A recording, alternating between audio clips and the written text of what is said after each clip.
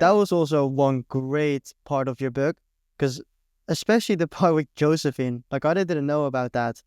Could you share the story of Josephine and Pius VII meeting and what happened in that conversation? Oh, it's a remarkable moment because these people understand each other, but they almost immediately dislike each other.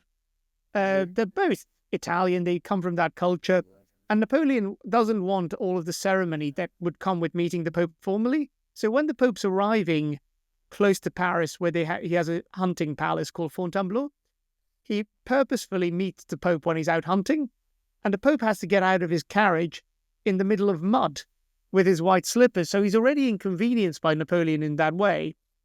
And the Pope basically says, I've come here to crown you, but you also promised that we might discuss the return of some church land in Italy, that we might actually remove the 70 articles, and there's a lot of stuff pending. And Napoleon says, we'll talk about that after the coronation.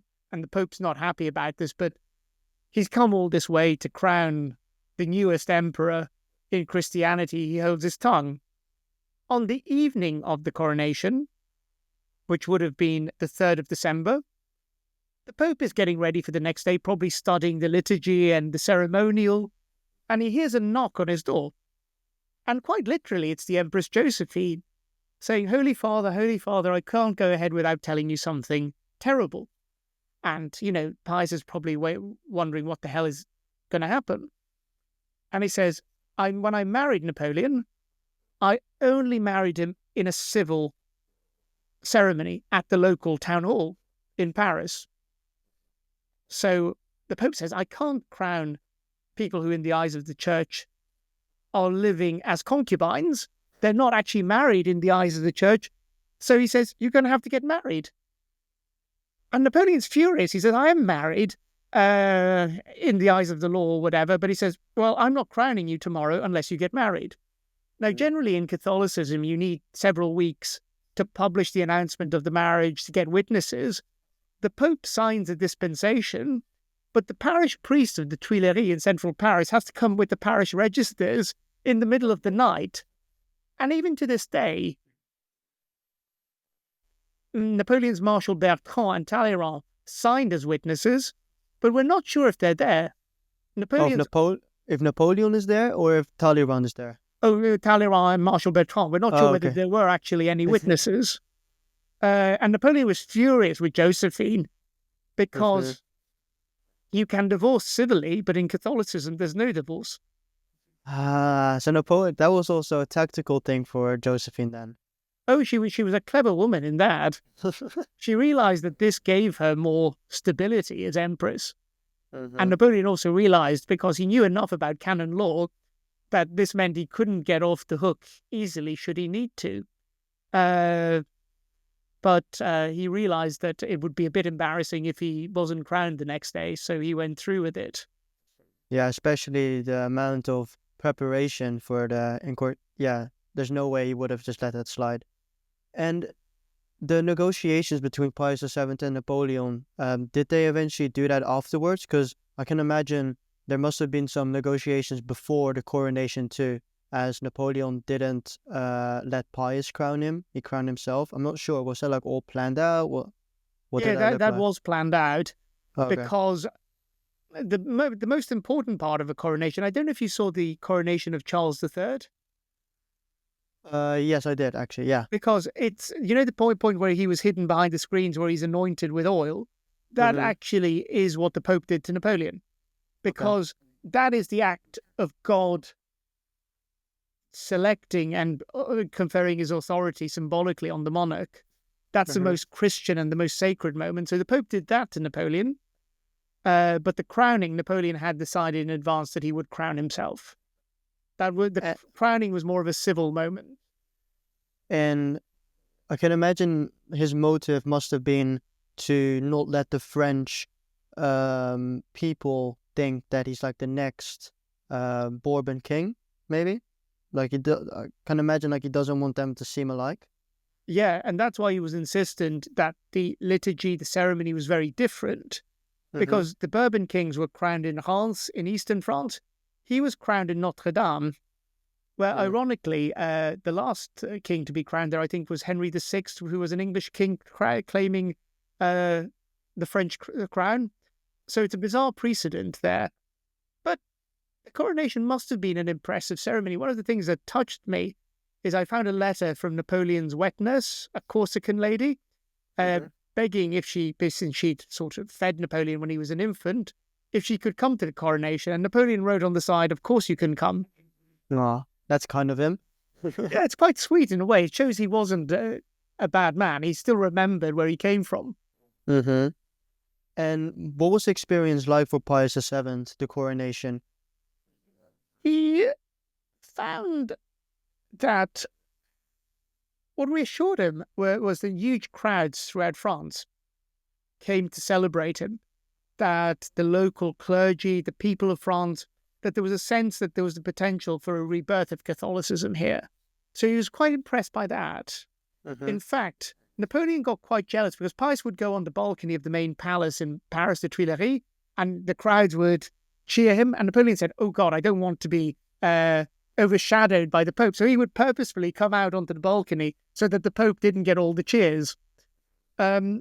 What Pius found very disappointing was that the concessions he wanted, land, the organic articles, all of these sorts of things to be considered.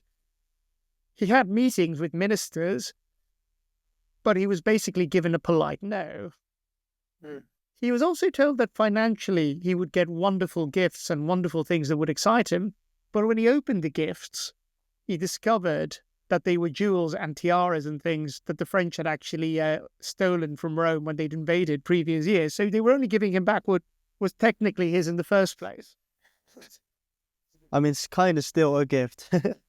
Yeah, I guess so. I mean, no, I wouldn't be too harsh on that, but he really could see that Napoleon and he weren't talking the same language because he was talking about spirituality and restoring the church in France, whereas Napoleon was more of a bottom line man, and basically also trying to say at all costs, "I am Charlemagne and you are the Bishop of Rome," which the Pope didn't quite like for understandable reasons. Yeah, because that's also interesting. Because we were just talking about history and like studying the history. Could you say that Napoleon was inspired by Charlemagne? Yeah, just inspired by Charlemagne because it seems all very alike. Oh, definitely. Charlemagne is not a Bourbon king, which is good. Comes from Hmm. a different dynasty, the Carolingians. And also the France of Charlemagne is enormous. Mm. And he shows in that he aspires to a much larger territory in Europe than the Bourbon kings ever historically aspired to. Now, Napoleon's imagery is very confused with the coronation because elements are from Charlemagne, elements are from the Holy Roman Empire, and other elements are actually from the ancient Roman Empire. So he's a bit of an acrobat when it comes to symbols. He's trying to juggle a lot of things and use a lot of history to legitimize him. I think what Napoleon knows is that he has no real traditional legitimacy, and he's desperately trying to appeal to all of this mess of history in order to give him some sort of sense. Yeah, because that's the thing with dynasties. They all have their family tree to use to legitimize themselves, but he didn't. He created like a new dynasty. But if you really think about it, all dynasties start that way. Oh, Eventually, if you true. go back long enough, eventually you end up with a peasant. Oh, definitely. Or people who stole cattle or something like that. With a lot of Yeah. nobility. But my favorite moment is before the coronation, his sisters and brothers are fighting about what they're going to get and what they're entitled to. And Napoleon just suddenly shouts at them and says, "Oh, is it because our father the king promised you this?" He did have a sense of humor. He wasn't bad, actually. I think he would have been quite good company in a way that other dictators would not have been. Yeah. I don't think it's necessary. I mean, you could call him a dictator for sure, but I think a lot of people compare him too easily to someone like Mussolini or Hitler or whatever. But I he think did have that's his a good big parts. mistake. Mm-hmm. And at the end of the day, his empire with the rule of law and individual liberties compares much better, I would say, to absolutist monarchies in Yeah. a lot of Europe at the time. Mm-hmm. In the United Kingdom, it was technically a parliamentary constitutional monarchy, but the amount of offences that carried the death penalty in comparison to France, they used to call it the bloody code. You could end up being either killed or transported to Australia for stealing a loaf of bread in Britain. No way. Yeah. And this was during the time period of Napoleon too. Yeah. And that, Oh wow. I mean, in Napoleon, don't get me wrong, you'd probably end up with harsh imprisonment, but it wasn't this bad. Mm-hmm, mm-hmm. Yeah, he did kind of keep the spirit of the Republic in there. It's just a bit of imperial glory over it, you could say. But it's interesting, he is crowned the Emperor of the Republic. Yes, because that reminded me of Augustus. He's very modelling himself on Augustus there.